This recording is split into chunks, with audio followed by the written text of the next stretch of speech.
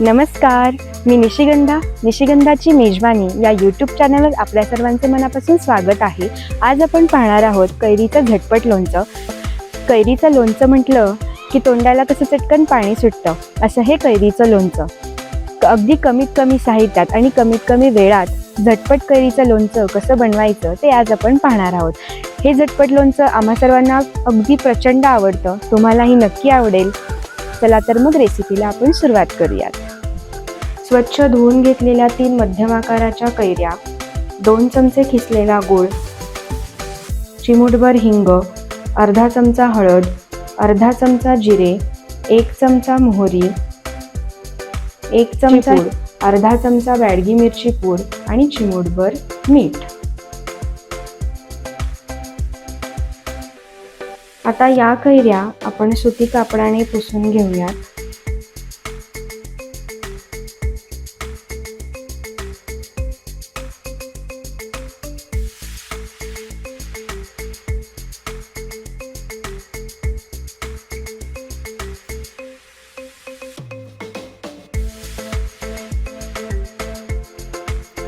आता आपण कैरीची साल काढून घेऊयात।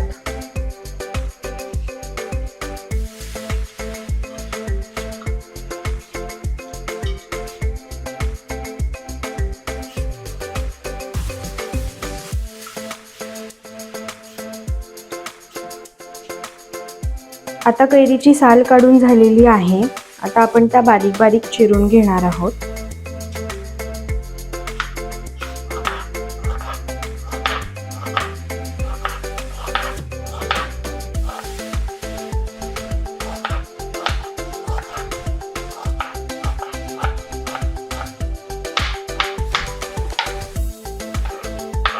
आता एका बाउलमध्ये चिरलेली कैरी आपण काढून घेऊयात।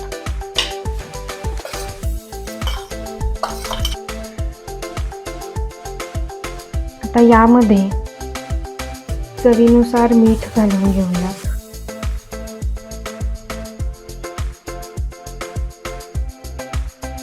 मिरची आणि बॅडगी मिरची,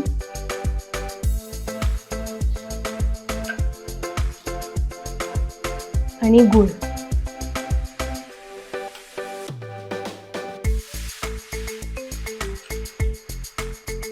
हे मिश्रण आपण एकजीव करून घेऊयात,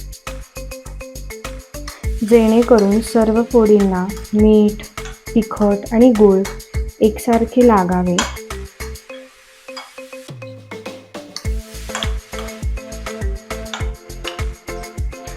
तुम्ही ते बघू शकता, आपला गूळ पूर्णपणे विरघळलेला आहे।